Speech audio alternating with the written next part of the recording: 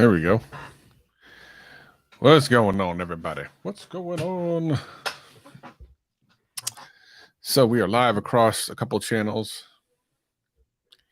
Live across, let's see, the Gadget Cast and my channel and some Twitter. Every week it almost happens. Every week I want to tweet out that we're live with Gadget Cast, and I just copy and pasted the StreamYard link, and I almost one day it's going to happen and it's going to be chaos. But today is not that day.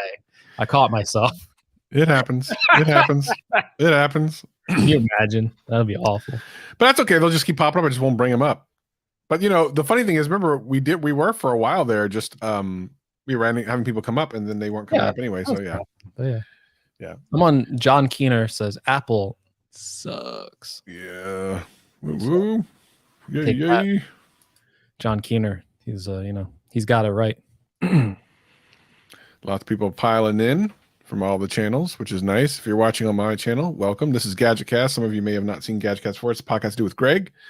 Yeah. And if you are on the Gadget Cast channel, of course, it's Gadget Cast, so you know that. Well, you're I feel bad if you're coming from Travis's channel because I'm very tired and probably tuning into a bad show. I think I'm gonna coast by. I'm gonna let Travis. Well, we're both tired. Man. What are you talking the rest of the show? I'm gonna pull a Viper, and we're just gonna. I could be sleeping. I could be sleeping with these sunglasses on. You never know. You never know. You really never know. Not gonna catch me. But it's nice to have the entire family. For those of you watching on my channel, it's youtube.com/GadgetCast. But I figured since I didn't do my live stream yesterday, I would live stream on my channel for GadgetCast and then give you guys a little bit of content while we're waiting for more from me, hopefully this week. And moving on to the next thing. So those in the GadgetCast stream, they know. Oh, go ahead, Greg. You say? I feel bad because I just remembered because I just saw iCave Dave's name pop up. Didn't he have like a live show? Was that this week? I thought it was another week or so. Oh, is that another week? Okay. But he said he was going to tweet us. Okay, good. So yeah. All right. So for those on the on my side of the live stream who don't know about GadgetCast, we record this podcast every Sunday on the GadgetCast YouTube channel, and then we post it to our audio, everything like Apple Podcasts, Spotify, all that stuff. But I figured, like I said, I was bringing you guys in to have some little fun. And we're getting ready to record the audio portion here in a second. So we don't really do questions and answers during the live stream, or during the podcast recording, I should say. However, we do usually spend a little time at the end to say some cool things and say what's going on and all that stuff. So hope y'all are all having a good day. But we can get ready to do the Gadget Cast. And, if you want to listen to it later, you can, of course, download the audio sometime this coming up week. Just find us on whatever podcasting platform you use. We're pretty much on all of them, including, I think, Amazon. I think we're even on Amazon. You can listen to us on Alexa and everything. It's crazy. We all over the place. Yeah. Yes, indeedy. All right. Well, why don't we go ahead and get ready to record this episode of the Gadget Cast? Are you ready, Greg? Yes, I believe I'm ready. Let's do it. All right. Recording Gadget Cast in 3, 2, 1, record. Discovery's 4 computers now have primary control of critical vehicle functions. 3, 2, 1, 0, 0.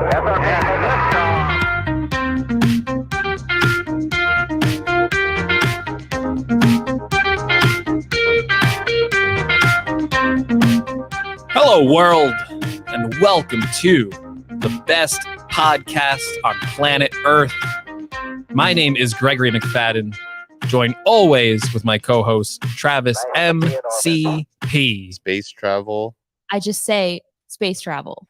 That's right, baby. Space travel. If you're new here, welcome to the Gadget Cast. Super excited to be here, having all types of fun with all of our favorite people. And for those of you listening on the audio podcast, we're actually doing something a little different today. I'm actually also streaming this live to my YouTube channel just because why not? I'm excited, Greg. Travis is taking a bold step of just streaming to his YouTube channel, and here I am. I could ruin it for him, so I'm gonna try my best not to ruin it for him and turn away all of his fans.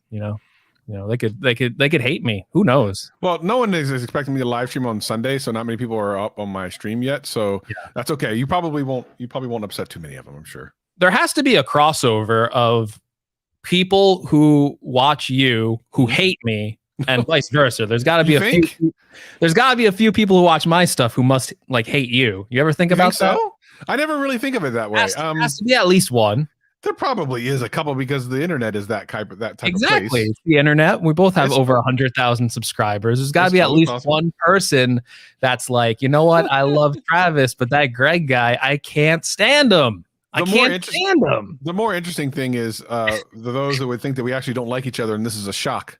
Like that's a more interesting thought. Yeah. Like, yeah, there's got to be at least one person who would be like, I don't think Travis would like Greg. And then they like see a Gadget Cast and I'm like, what? What is going on? I didn't know this would happen. The hypocrisy. My gosh.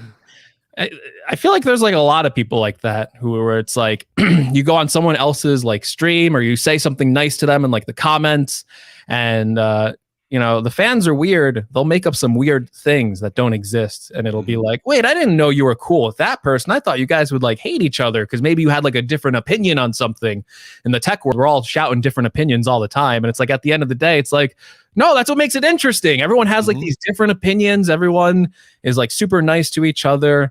For the most part, everyone's like super nice to each other. And it's like, it's a good discussion. If everyone had the same opinion, that'd be so boring. Be like, oh, everyone thinks this is great. Okay. I feel like there's movies about that kind of thought process. Yeah. Speaking of movies, real quick, I was talking to a friend yesterday. I was on something called the video influencers the YouTube channel, and before we went live, we were talking about how, especially with Corona and everything, people using video streaming and stuff was becoming kind of the new norm.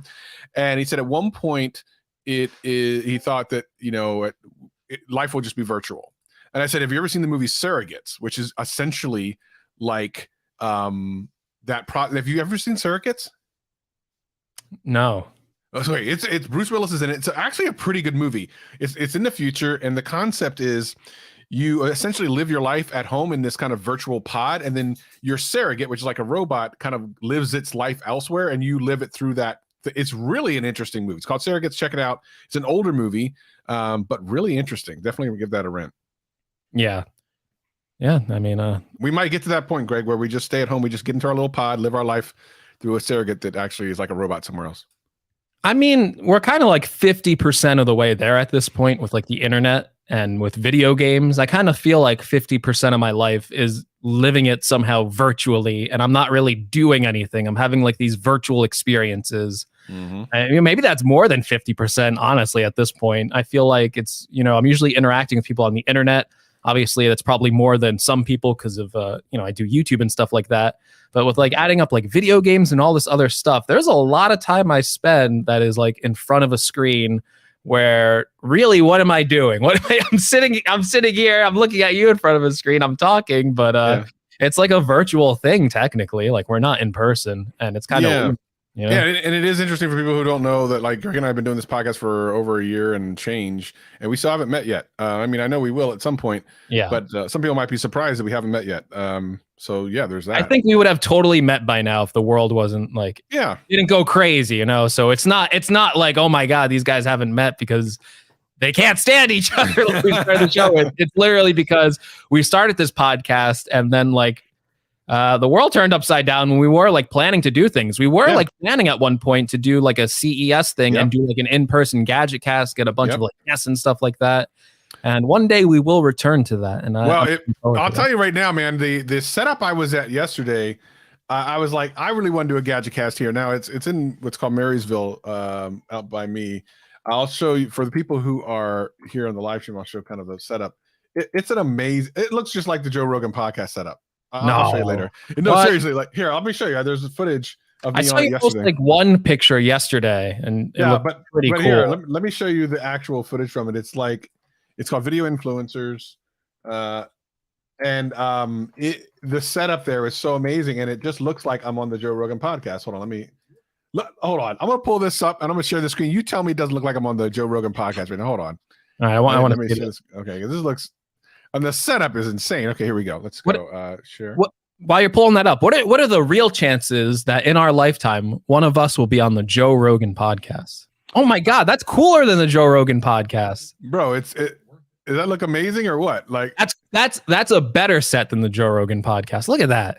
Yeah, it's so cool because he has like a.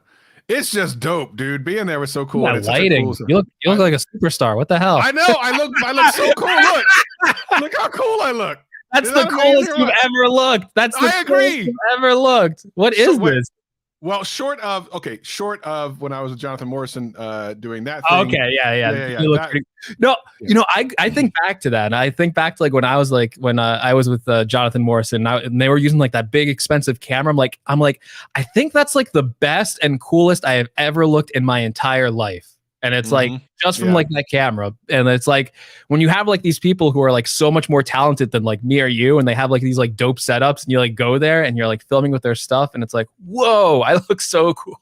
I know, right? Isn't it cool? Like I can look cool. I didn't know that was a thing. That's amazing. You need to go back there. You need to like study every light position, study every equipment.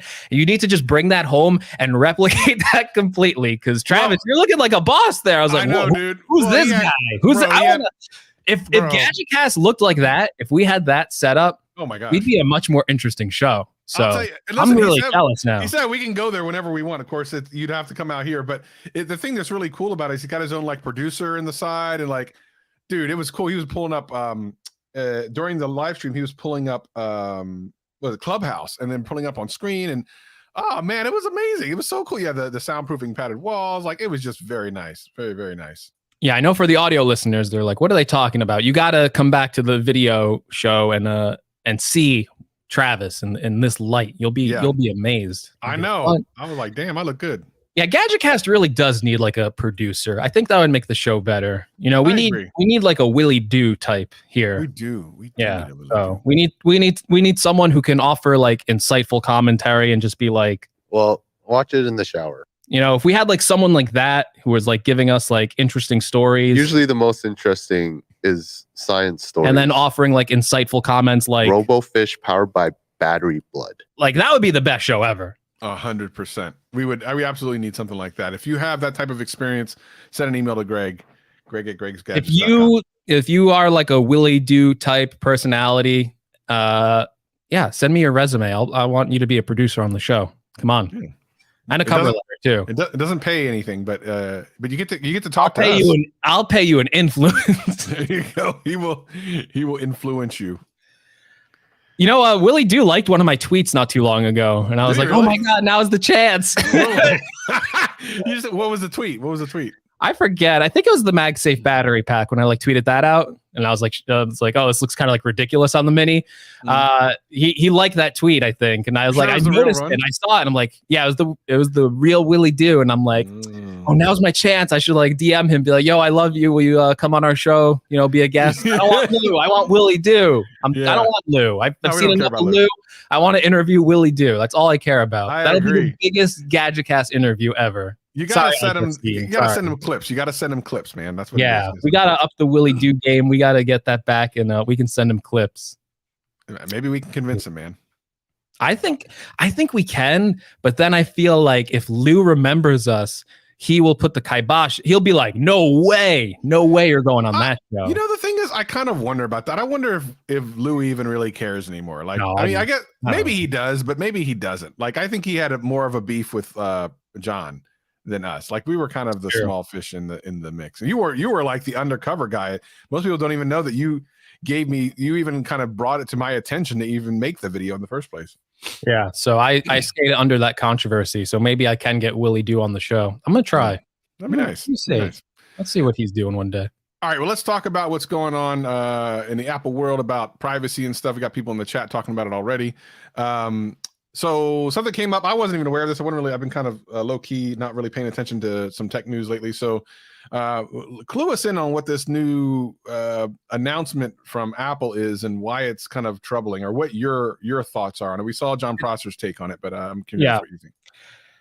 It's really complicated. So I'll just try and give like a very simple version of it. And that is that Apple is implementing a system that is basically, and there's a lot of little credits to this, like I said, it's basically going to try and scan your photo library if it's uploaded to iCloud. I believe if you have iCloud turned off, this isn't even going to happen. And it's apparently going to be on device somehow as well. So it's kind of like, it's very confusing. But they're going to scan your photo library and basically look for, can I even say what they're looking for? I'm almost afraid to say what they're looking for. I don't right? even know. I just got to say whatever it is. Just a child, basically adult videos. You know?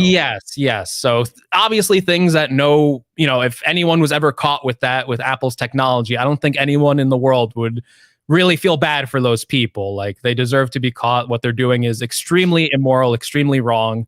But it is also this huge thing of, is this an invasion of privacy? This is Apple, the privacy company, who for so long, case after case has resisted intruding on anyone's privacy in any sort of way, even if it was something horrible like this, because they ultimately felt that, protecting your personal privacy was the better goal, rather than maybe if they could catch a few like criminals and stuff like that. Protecting privacy, everyone's privacy, was better than maybe catching a few of these people. And it's, what they're basically doing is taking images that already, I think the FBI or some database already has, that they know are being circulated, and they're putting hashes into it to categorize them. So I think if you took a picture of your kid, they wouldn't be scanning those images and searching it. They would only be searching for known images that are out there or something like that. So it's very complicated. But they would be searching your library in a way, not physically searching, basically scanning to see if those images would match up. And then if they matched up, then Apple would get an alert. And I believe it would be you'd have to have so many images matched up and whatever sort of way to even get that reviewed by Apple by a person. And Apple's statement was claiming, I think they're it's a 1 trillion to 1 chance that we would have a false positive and actually invade someone's personal privacy that we didn't, mean to. So they're saying basically there's almost 0 chance that we would ever get a false positive, because these are images linked to known things.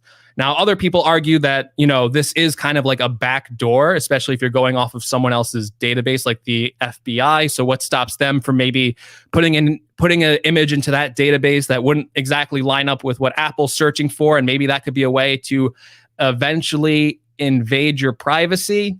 And I get all those arguments. Again, like I said before, I'm all for catching these people. I have no sympathy for them. If you catch these people using this technology, I don't care, good. However, I don't want my entire photo library being scanned.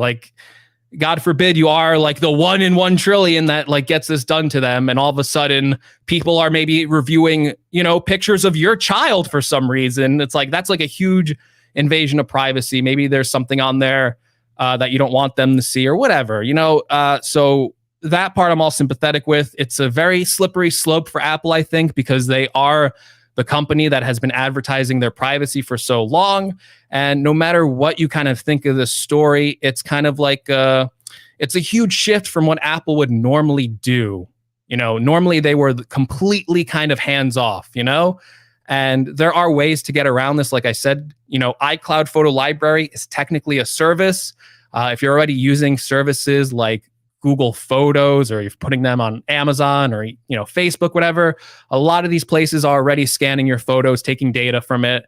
So you can even say that Apple's version of this probably isn't going to even be as intrusive as those services.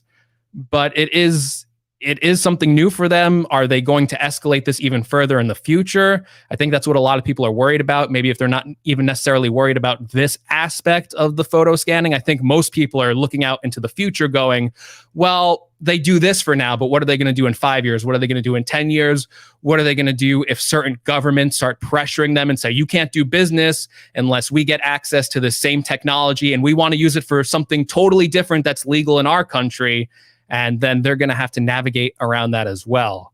So I'm mixed on it, right? Like I don't view it as black or white. I think a lot of people right now have very strong opinions on it. I get what Apple is doing. I understand that protecting a child is like very important to me. Like those people are really messed up. And even some of the other things they're doing besides this is they're implementing new, like, besides this, a separate service of this with a lot of people are also upset about is that if you're under the age of 13 and you own an iPhone, yes, there are people under the age of 13 where their parents give them an iPhone. You can actually set up parental guidelines. It's like if someone sent your kid like a nude or your kid was like viewing, pornography or something like that, I believe like the parents would get alerted. I think that's even less of a big deal than this, because as a parent, you do have the right to set parental guidelines for your children. That is completely a parental choice. That is the parent's choice. And under the age of 13, as a child, you don't have a right to privacy. So, your parents do kind of get a say there. And when you're that young, you shouldn't really be looking at those images. And then especially, we've heard horror stories in the past of like kids getting like baited online from like adults and stuff like that, and just horrific stories like that. So I think those features are more important maybe than even the other features that were announced. But there's like a lot of internal pressure at Apple. It's hard to summarize the story. I think there's a memo going around at Apple right now of like people who are not like on board with this. They want to get rid of this feature. So even inside of Apple, this isn't like a completely like everyone's on board with this. There's a lot of disagreement right now. Yeah. But what do you think, Travis? I want to hear your take on it. So, okay, there's a couple of thoughts here. And I think a lot of it has to do with the basis of what your expectations are when you purchase something like a smartphone. Now, up until this point, Apple has been really good about privacy. I mean, they've kind of proven time and time again that their privacy is pretty darn good. I think the joke in privacy right now is Facebook. A lot of people kind of even joke about how bad the privacy is there. But the reality is this, like, no matter what you purchase, no matter what kind of, smartphone or online service you use, your expectations as soon as you pay money for anything like that, or especially if you're not paying money for it, is that you have no privacy. Like that should be your expectation going into it. Anything you don't want to get caught with, you shouldn't be uploading or anything like that. Like you just shouldn't. If you have nothing to hide, you have nothing to worry about, number one. Now, where we're looking at this right now is just the first step, right? So Apple's taking this in a way that I believe, even though they're scanning your images, they're not really seeing images or seeing this hash and all this other stuff, which, is the point of saying no one's really looking at your pictures unless something triggers, right? And that's supposed to make people feel better. But what the people who are upset, the privacy, people who are really upset about this, think this is just the gateway into more kind of not nefarious, but more opening your entire digital life to Apple in a very unprivate way. Now, again, if you buy any of these devices with any sort of expectation of privacy, you're doing it wrong.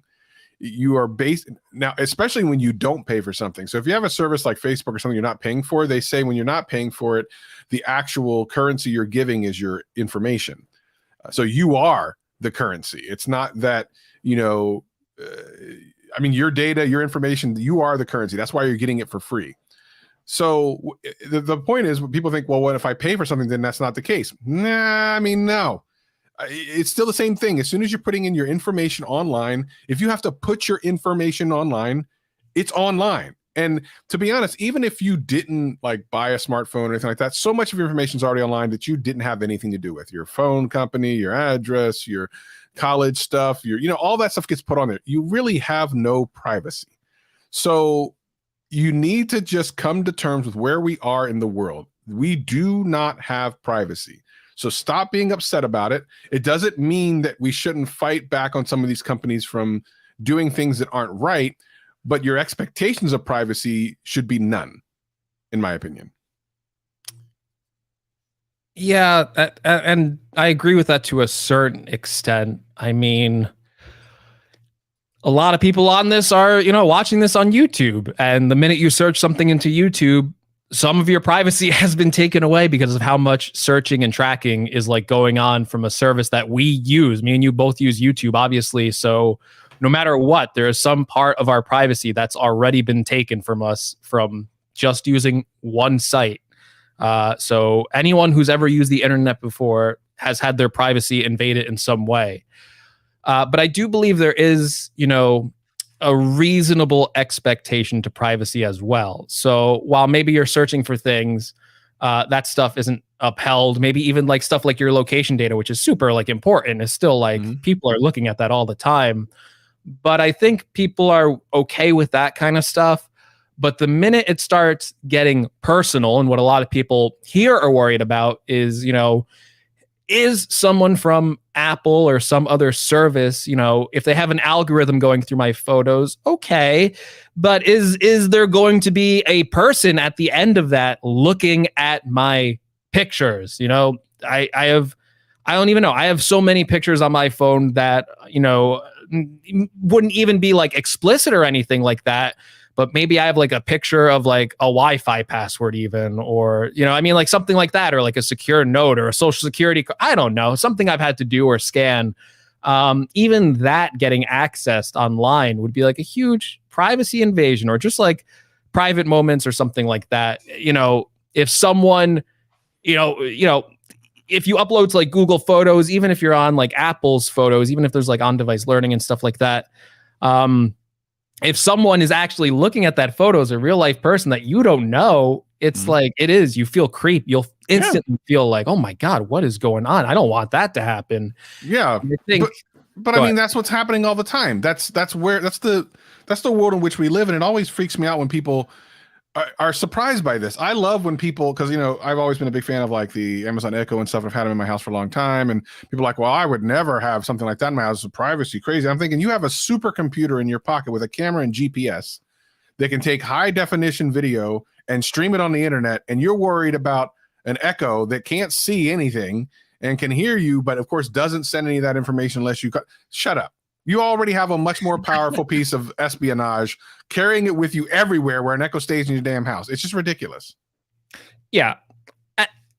I like companies like Apple that try their best to keep your privacy intact. I think we need that still. I think other companies like, Amazon and Google should strive for that too, or Facebook or whatever. I think we should be striving for that. But you're right. Like, we have lost so much of our privacy by default anyway, just because of the access to technology over the years. And it doesn't seem like that's going to slow down anytime soon. But going back to like this specific scandal, it's difficult because I get the argument on the other side of like, this is such a slippery slope. And it's hard because out of all the companies out there with their privacy stances, I think I would say out of all the companies, and you can never trust a company because the minute something's going to make them a profit, they might feel inclined to like flip a switch, but, I can say like Apple's track record with all this stuff over the years has been like pretty good when you compare it against a lot of other people. And a lot of people really do buy into all this, like Apple is like concerned about your privacy stuff. It might be even the reason why people choose to get an iPhone over an Android phone or something like that. So I think this is a step like that people just weren't expecting from Apple, even if it is going to match it up against these images that already exist. And it has to be seen 10 times by like people in the chat are giving us all this information about like how complex it would be. And Apple saying it's like 1 trillion to 1 chance, there aren't even a trillion people on this planet. So it's basically saying there's like a 0% chance this would ever happen to you. And if it did happen to you, maybe you're like a journalist researching this, or you work for like a security agency who might have these photos, and then that would get all hashed out. You know what I mean? So yeah. The chances of that happening to you probably are never going to happen to you. But what happens in the future? You know what I mean? Like Tim Cook, maybe he cares about privacy. Who's in charge of Apple in 20 years? Who's in charge of Apple in 50 years? And this is, in a way, maybe it's not necessarily a backdoor. A lot of people are kind of calling it a backdoor, but it just proves that the technology is out there at Apple right now to have some sort of system where they can look into your photos and scan it. And I think people probably don't care about, like, they probably are in favor of this in some way, But I think most reasonable people can also think ahead and go, what happens if Apple ever changes their mind? And right now, Apple could be great, but you just don't know. You just don't know in the future if a government's going to pass a law that makes Apple change some of these things, or Apple themselves will eventually get incentivized to change their privacy stance.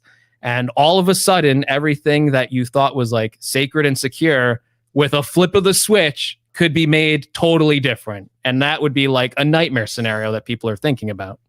Yeah. And, I understand that. So there's I remember reading the process by which like something gets flagged, and then if it gets flagged enough times, it gets manually reviewed by a human. And then if so, it gets sent off or something like that, I believe is what the process is. So not every single picture gets looked at by a human because it's untenable. You can't do that. There's just too many pictures. But the whole point of it is, what is this the beginning of? I think, again, like John said in his video, nobody has a problem with someone trying to save kids from pedophiles, right? Like, that's not a problem. We all agree that needs to be done.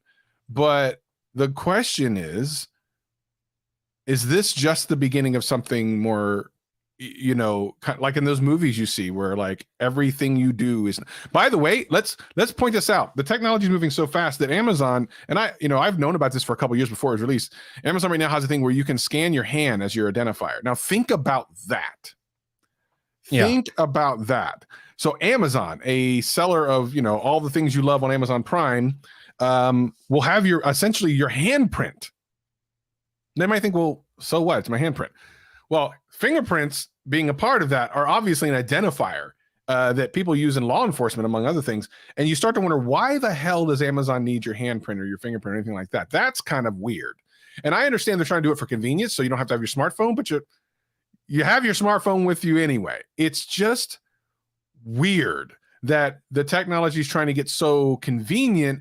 But in that convenience, whenever you have something that's so convenient, your next question should be, what am I giving up in order to get that convenience? Because inevitably, you're giving up something.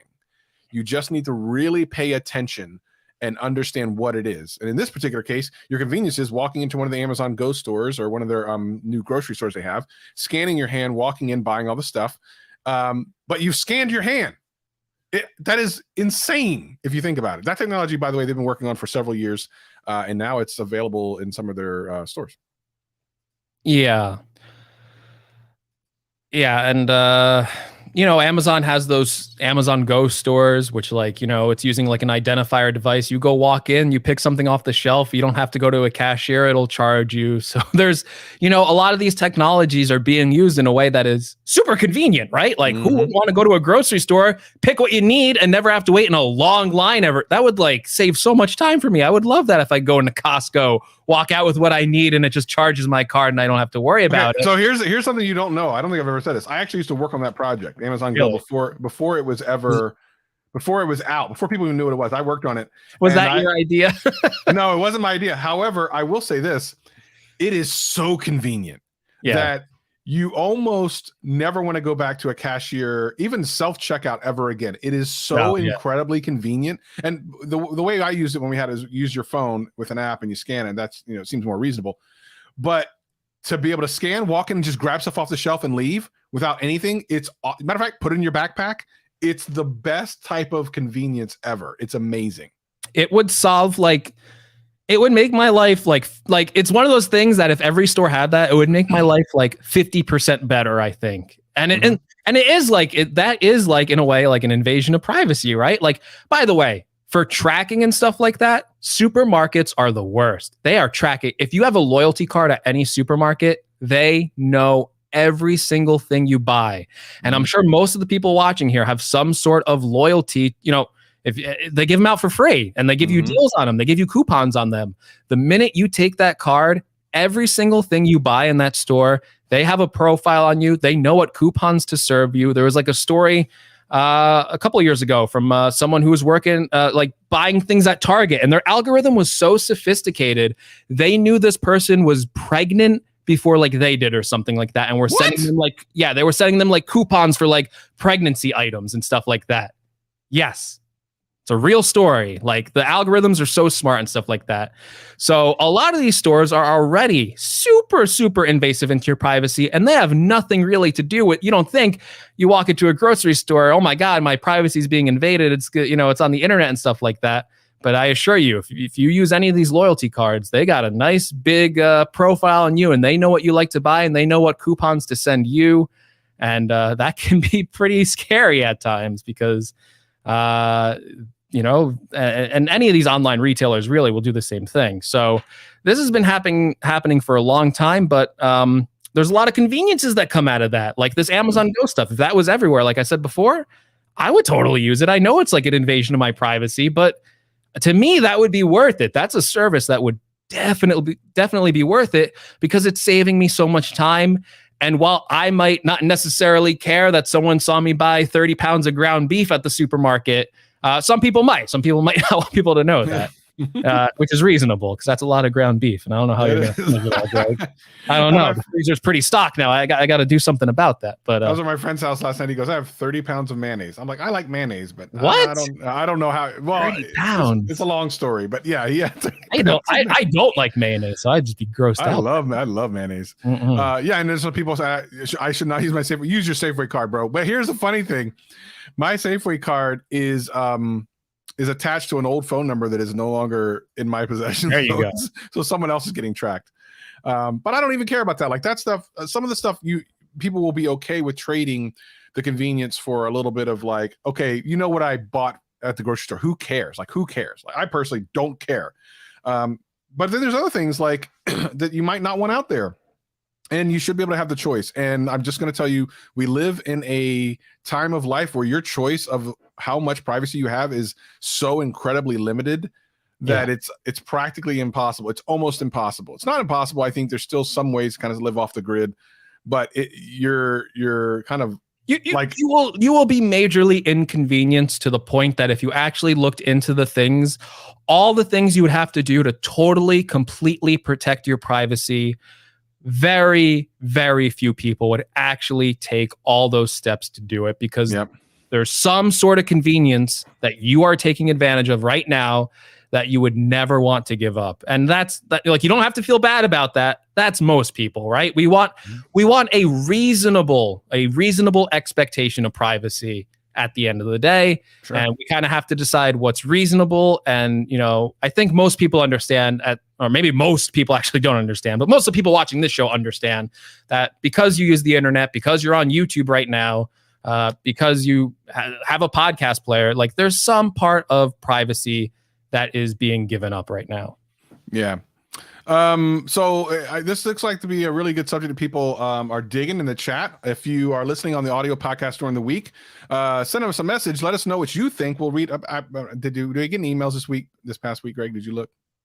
I'm just kidding. No, I got to be honest. I did not look. Of course not, because we know that I'll be honest. Greg never looks. But anyway, send us an email. Of course, leave us a voicemail on Anchor, and we'd love to hear what your thoughts are. We know, listen, it's hot and heavy here in these chats. I love seeing what people are saying. And we know if you're listening to the audio podcast, which there's a tremendous amount more of you, I would love to hear what you have to say. We have some emails? I just got to ask you because I don't know, and I'll give my take on it because I don't think I guess I kind of answered it. Like, ultimately, are you in favor of what Apple is doing? I think the people want to know. Like, are you, Travis, like everything you've seen so far, based on the knowledge you have at this point, do you think this is a good idea for them to do, or do you think they should just stay clear of this area?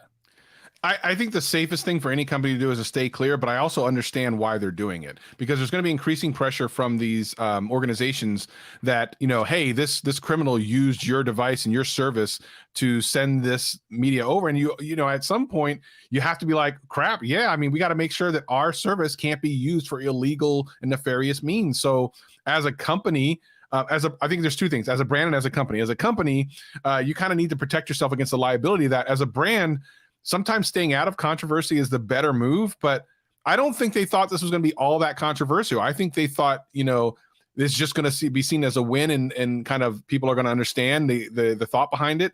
And I think now they're starting to see, crap, we're going to have to figure out a way to make this more clear to people. What we're actually trying to do is to keep people safe and not try to dig into people's information, because Apple would be one of the more popular information potential, like, I don't know what you'd even call it, like an information store. If they wanted to sell the data that they have on people, it'd be insane what they have. I mean, much the same way as Google.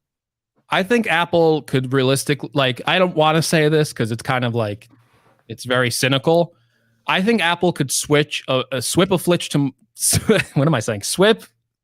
Am I not speaking right? Switch a flipped. What am I? I can't talk right now. Flip a switch, man. Flip a switch. Oh my gosh. Flip a switch. Cut that out of the podcast. I sound like a moron.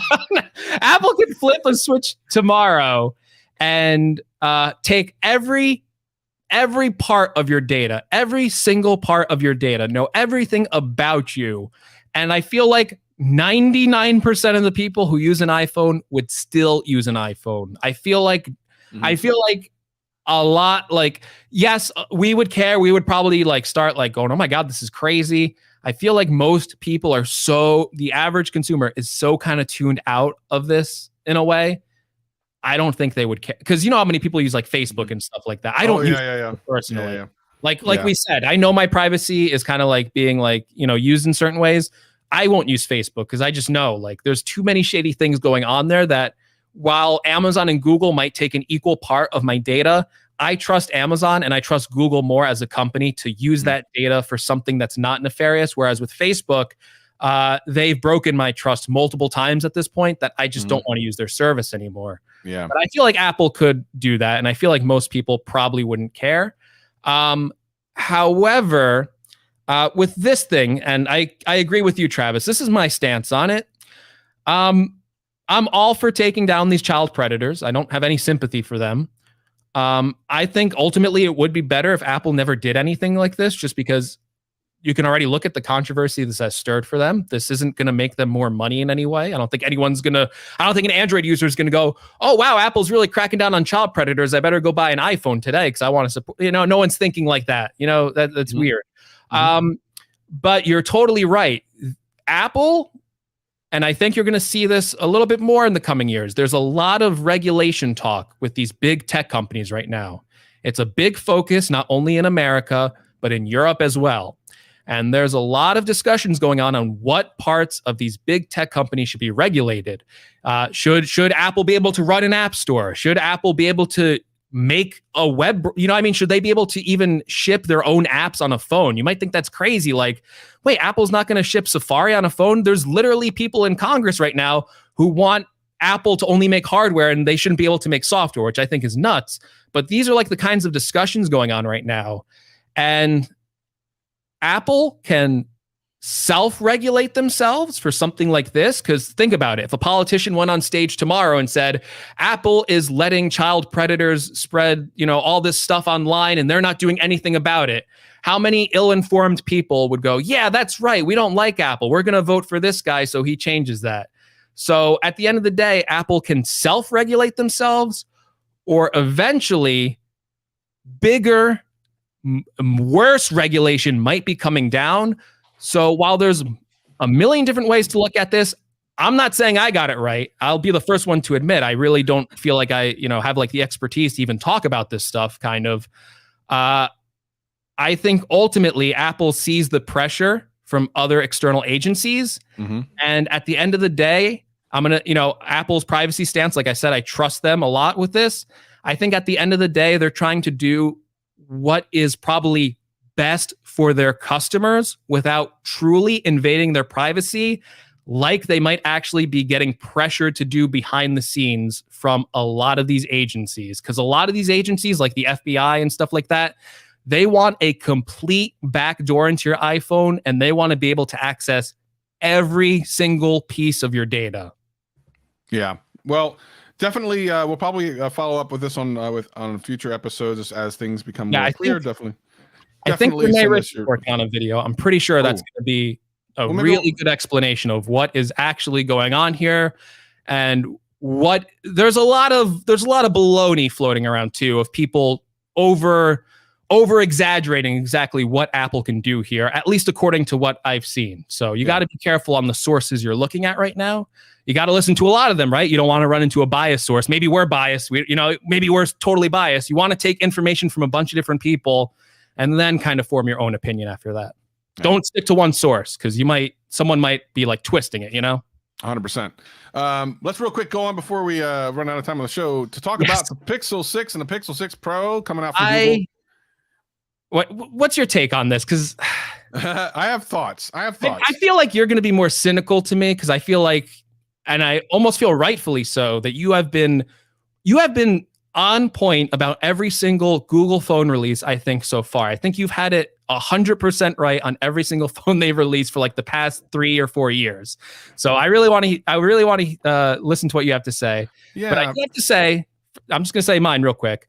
I think this is the most interesting looking and some of the most interesting things that Google has tried to do with a phone since probably the original like Nexus phone.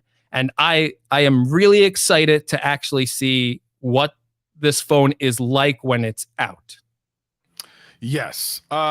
This is if you look back at some of their previous phones, there was a couple times where they were, quote, targeting the flagship phone. Like they had a flagship version of their Pixel phones, but it never really felt like any of them were a flagship phone. This looks to be, from the outside looking in, so to speak, an actual attempt at a flagship. Really the first time really since the Pixels came out that they really appear to have taken extra time to make a flagship attempt. And I feel a couple different ways about this. They do appear to be one of the only companies that do not have a really highly established phone that could make a run at flagship. Now, the funny thing is a lot of people get upset when I say this because they're like, oh, they sell a lot.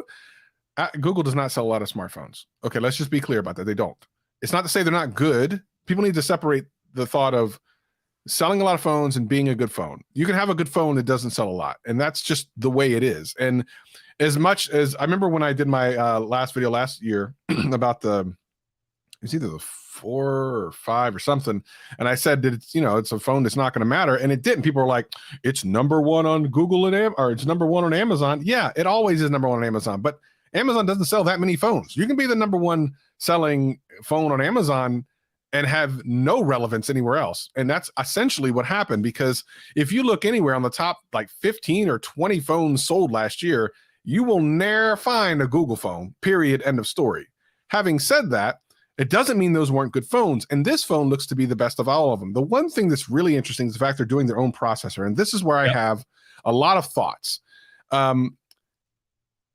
Most people are going to say, well, Apple does it, but Apple does it in a smart way. Apple uses the same processor across multiple devices, so it makes sense. And they're always going to get their money back because they sell so damn many of them. Google, on the other hand, is spending so much money on R&D on this thing and then manufacturing and everything else. And I don't know what their sales expectations are. And if they're willing to go to war for a couple of years and lose money for a couple of years, fair. Is the processor going to be better than the Snapdragon? I don't know. No one really knows. They could say, well, look at the benchmarks and it's supposed to. No one knows until that sucker comes out, right? But let's say it is. So what? Like, why did you spend the money to do that when you could have spent that money of R&D making the phone even more premium and even more? Because you have to rob Mary to pay Paul. If you have $100 million for R&D for a phone and you're spending $60 million of it on a processor and 40 on the phone, when you could just off the shelf a processor and then put it all into the phone, like what? I don't understand this. They reinvented the wheel unnecessarily, unless it's on the level of something that's coming out from Apple. And even at that point, we can do 4K 120 hertz freaking video shooting on all the phones. Like, we don't need a better processor at this point. We need better battery life, maybe some better pictures a little bit, and that's about it. Like, they don't need to reinvent the wheel, which they've done. Having said that, they're saying their processor will allow them to do more things than an off-the-shelf processor will allow them to do. Okay, I'm willing to wait and see if that's true. Every time someone says something like that, 3 weeks later, someone comes out with a hack for the app that you couldn't do anywhere else, and all of a sudden you can do it on a $30 phone or something. I hate this mess because we see this all the time. Oh, only the newest processor can do this. Some dude in Lithuania makes a hack app, and you're doing it 2.5 weeks later. So I want to just see if this is real. Now, even if it's not, I like that they're actually going for a flagship. I don't like the alleged pricing because they're implying over $1,000. So I don't know about all that. And I'm trying to wonder where you're going to buy this from, because again, like, if you can't go and have it, if you can't be in a at a place where your mobile, like T-Mobile or AT&T or something, you can't go into a store and hold it and play with it and all that stuff. The chances of you selling it is not going to be as good, especially when you're kind of an unknown quantity. People understand what Google is, but a lot of them don't know that Google make a phone. So to bring out a Google phone, that might get you some shine for the people who don't know, but you still got to put it in their hand first. I like the way it looks. I like the idea behind it, and I like the potential. I'm just not sure. Yeah, I think that's 100% fair and probably exactly what I'm going to say as well. It's been a while since Google's really tried to do a pure premium phone, and it looked like basically like their past two phones, they try to do more budget oriented. Apparently, that didn't work out for them because these phones were nothing special. I got the Pixel 5 last time, or was it this year or last year? I think it was actually like beginning of this year, whatever. Yeah. I got it. It was a good phone, but like you compare it against, listen, it's kind of hard in Android. There's so much competition out there. Even if you make a good phone, you look at all the other phones out there and it's like, well, it's good, but is it really doing anything super special? And even if it's a well-rounded phone, you look at something from Samsung, which is almost like the same price, and it's doing 120 hertz, and their cameras have caught up, and the battery life, and all this other stuff. And you're like, you know what? It's a good phone, but when you compare it against a lot of these other phones, either A, it's not special, or B, it's worse in some scenarios. Mm-hmm. This potentially could be different enough now because number one, I really do like the design of it. It's so unique looking that number one, it wins the part of where you see this phone in a glance and you go, that looks cool. That looks cool, right? It's before Google was kind of making phones that looked like everyone else's phone. So even if you just saw it, you go, oh, what's that? So I think it's important for them to have their own kind of unique look. And I think they nailed it with this. This is a unique look for a smartphone. I mean, maybe from the back, right? The back. I mean, that's all smartphones now. Yeah. But you see it and you go, okay, you have my attention. And then when you look at what they're doing on the inside of it by actually making their own processor, okay, now you have something that no other company can do, that Android can do. Every other Android phone has basically, not every, but basically has like a Snapdragon in it of some sort. And Travis is right? I don't think most people are asking for a faster phone at this point. Even some of these lower end Snapdragon processors are pretty competent in speed, if we're being completely honest with ourselves. However, Travis, you said something before that you want better battery life and you want a better camera.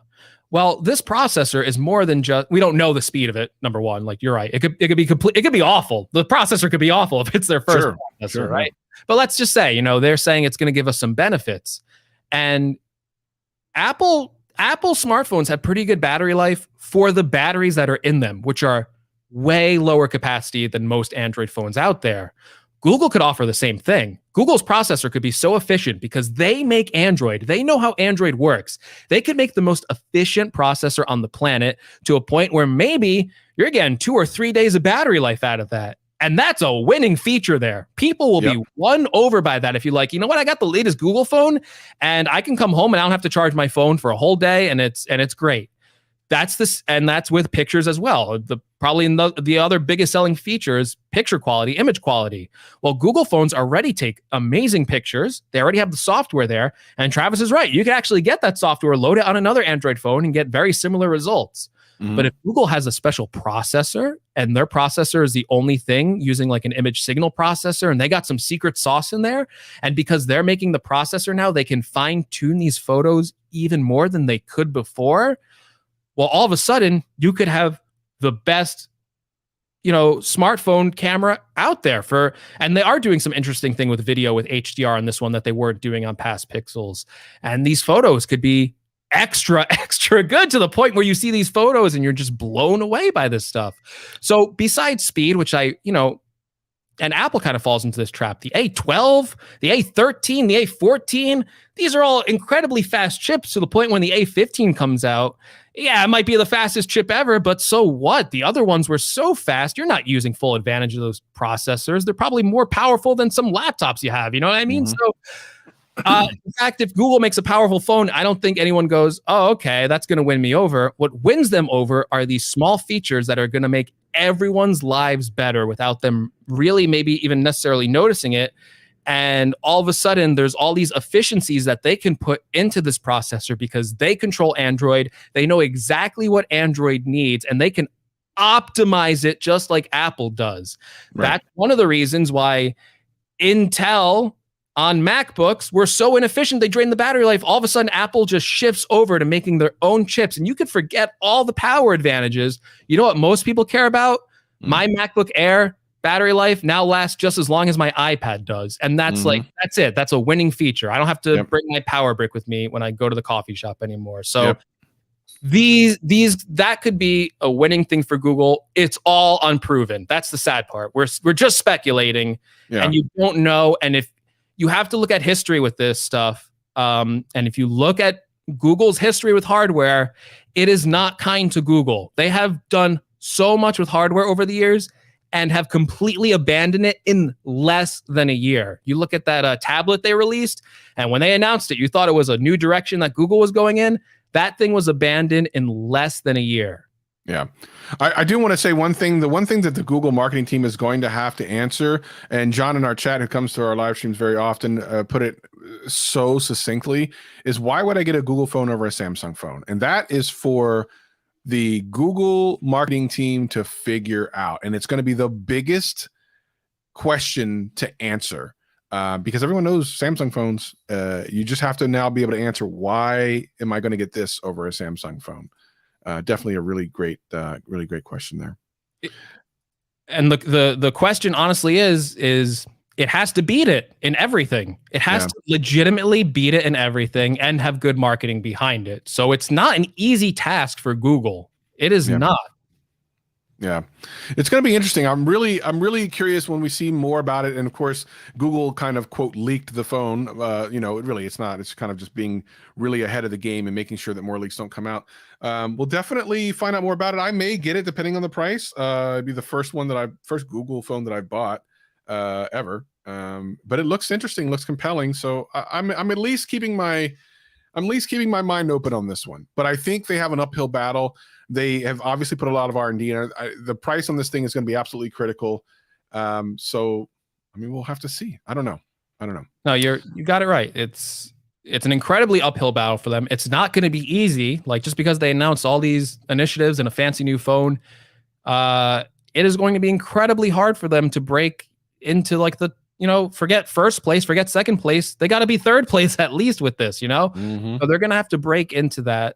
And they don't have the track record, unfortunately. So even if we love the phone when we get it, is that even going to break through to people? Because a lot of people have liked previous Pixels. They have gotten overwhelmingly positive reviews when they first came out. And the Pixel 1 and the Pixel 2, I think, are actually like beloved phones in the tech community. And even that wasn't enough to make those phones sell in numbers that could compete with Apple and Samsung. And, Google isn't a small company. Ultimately, they want to be on the top of those leaderboards. They want to be a Samsung. They want to be an Apple in phone sales. Yeah. Well, for those of you that have been listening here on the live stream, of course, check us out in audio podcast form. You can go to gadgetcast. Wait, I don't know where can you go now. Can you go to gadgetcast.net? I don't remember. You can definitely check us out on Twitter. And where do we have I know our website goes to Anchor. I think is it gadgetcast.com? I don't even know. The links are in the description. The links are in the show notes. Download us for sure. And if you want to see how awesome I looked in that video thing, you have to come to youtube.com/gadgetcast. We appreciate you. For the people that are in the live stream, we'll hang out for a couple minutes, do a little Q&A. But for the audio podcast listeners, you just got a longer show than we thought. We actually thought it was going to be a short show. We had two topics, and hey, we did it. Wow. We did it. We did it. We're so amazing.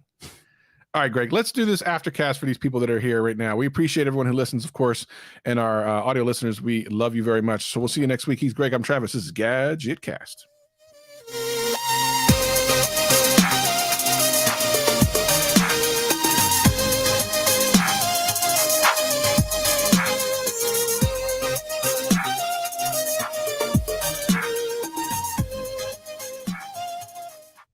I just say space travel.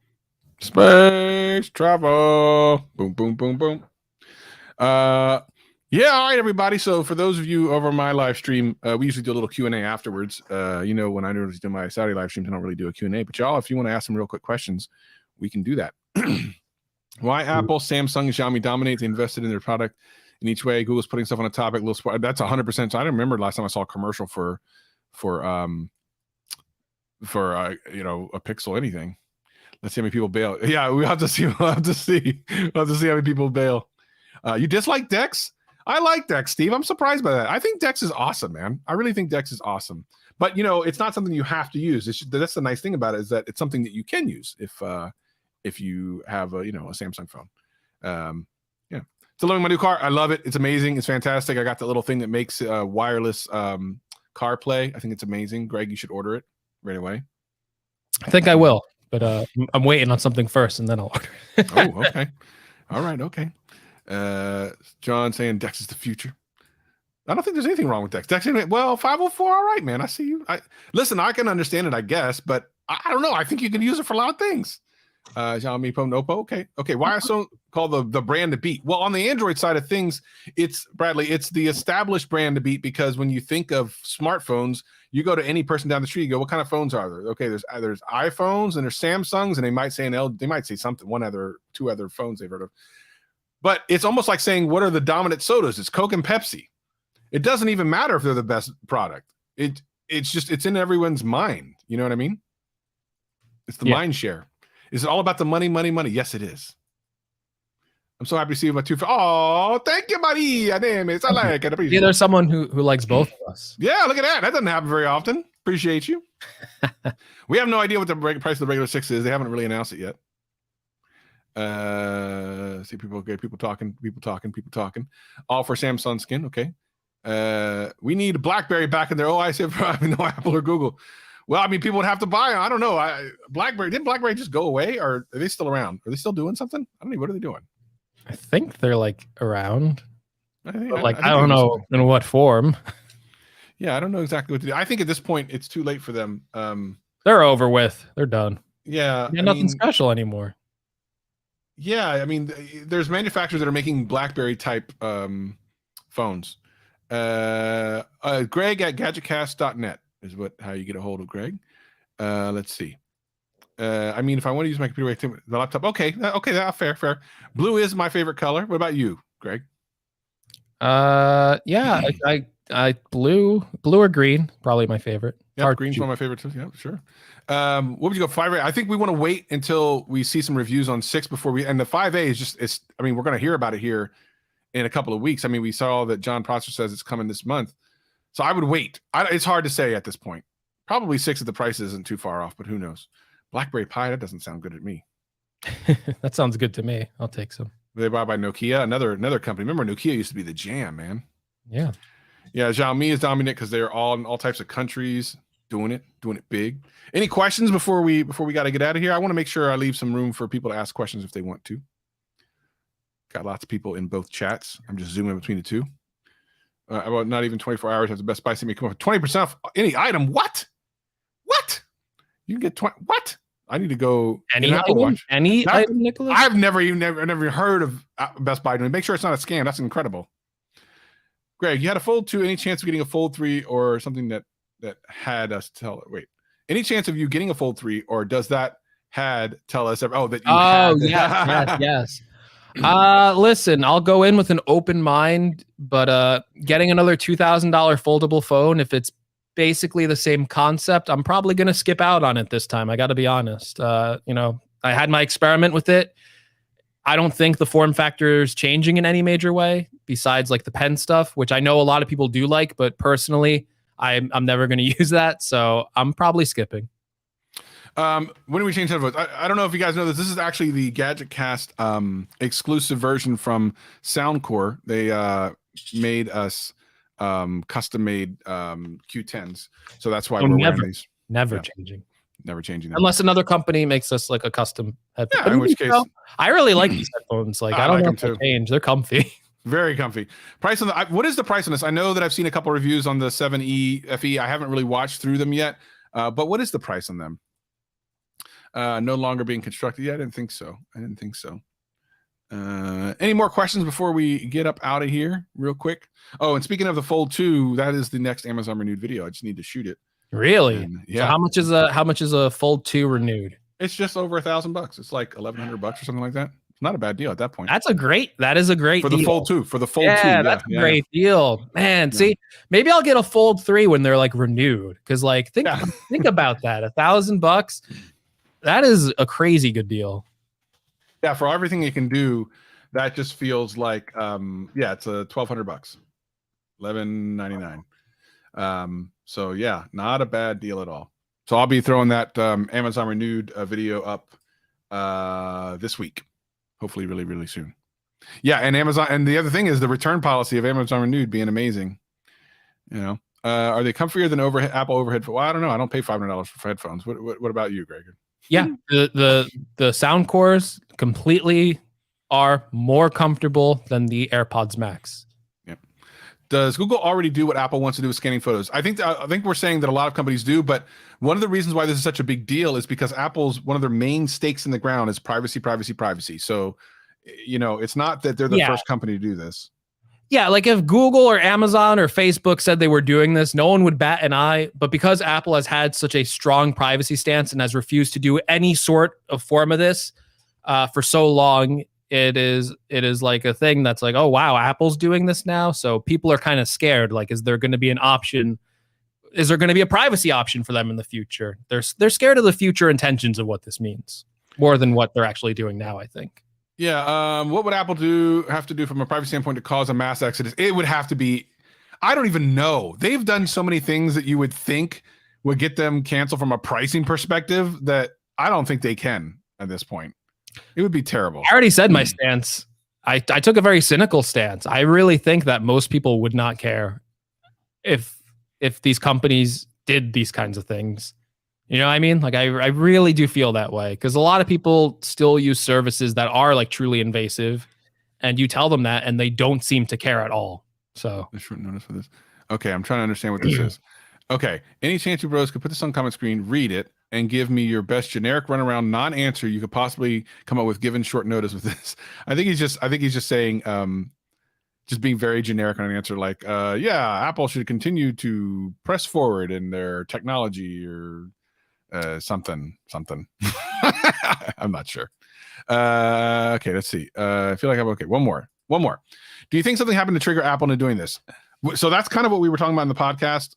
We're assuming some things. We don't really know. I would assume yes. I don't think someone I don't think someone came into the boardroom and go, you know, we should just do this. I think something happened, but I don't know what it is. I think Apple has a huge legal team and they're dealing with all these lawsuits around the world. There's a lot of just pressure going on, like we said in the show, from like all these governments.